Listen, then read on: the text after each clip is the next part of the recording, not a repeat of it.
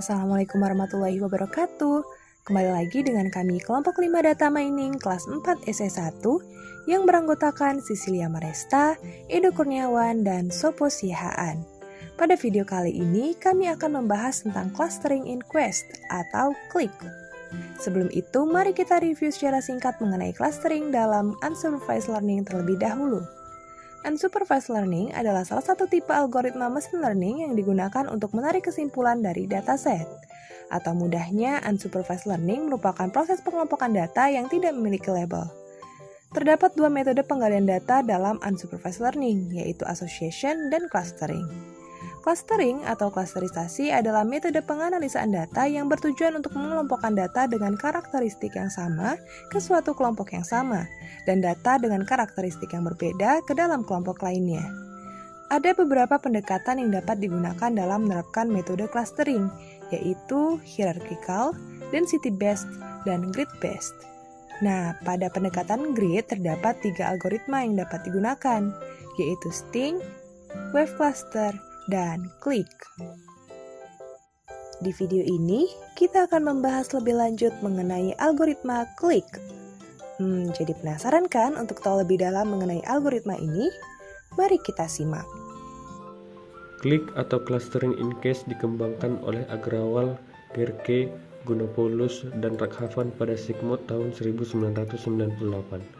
CLIQ dikembangkan karena adanya tantangan dalam clustering pada dimensi yang tinggi. Ide ini berawal dari kemungkinan untuk memperoleh klaster yang bermakna tidak harus mempertimbangkan semua dimensi, atau terlalu sulit untuk melakukan klasterisasi apabila mempertimbangkan semua dimensi yang ada. Tetapi, cukup beberapa subspace sudah menunjukkan klaster yang bermakna. CLIQ ini secara otomatis mengidentifikasi subruang dari ruang data dimensi tinggi yang memungkinkan pengelompokan yang lebih baik daripada ruang asli. CLIQ merupakan algoritma subspace clustering density dan grid-based. Yang dimaksud dengan subspace clustering adalah clustering dilakukan pada subspace dari hasil partisi ruang data. Sebagai contoh, suatu ruang data dengan 3 dimensi ini sulit untuk dilakukan clustering. Namun, apabila kita mempartisi ruang data tersebut ke dimensi yang lebih rendah, misalnya 2 dimensi, maka clustering dapat menghasilkan cluster yang bermakna. Dan apabila kita partisi lagi menjadi 1 dimensi saja, maka klasterisasi yang bermakna lebih baik.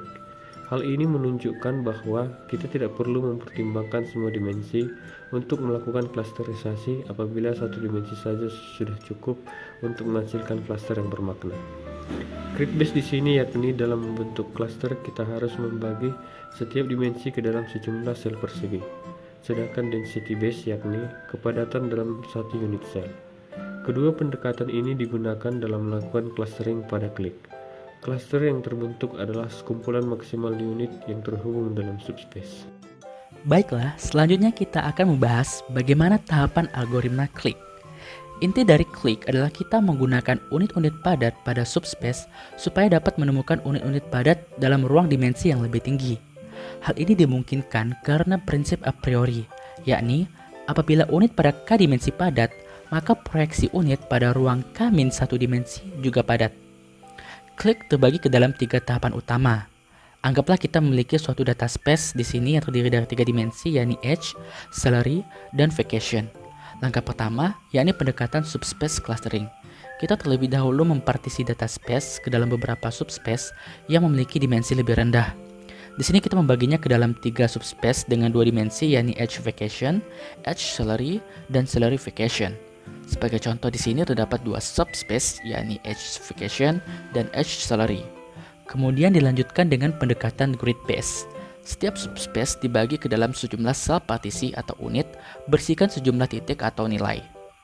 Langkah kedua dengan pendekatan density-based. Kita perlu mengidentifikasi subspace yang memiliki cluster menggunakan prinsip a priori. Terlihat pada subspace age salary, terdapat kepadatan pada dimensi age dari umur 25 sampai 50. Kemudian pada dimensi salary dari 20.000 sampai 70.000. Kemudian dari sana, kita dapat menentukan unit-unit padat yang saling terhubung yang membentuk cluster. Hal yang sama juga kita terapkan pada subspace yang lain.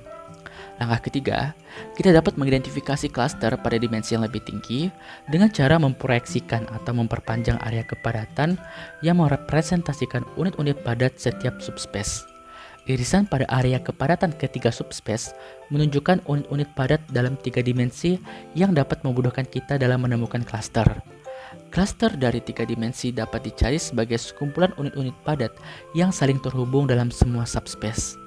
Terlihat pada gambar, irisan dari ketiga subspace apabila dilihat dari masing-masing subspace hanya membentuk satu klaster yang pola dari unit-unit saling terhubungnya seperti membentuk huruf W. Sekian pembahasan mengenai algoritma klik. Terima kasih sudah menonton, semoga bermanfaat. Wassalamualaikum warahmatullahi wabarakatuh.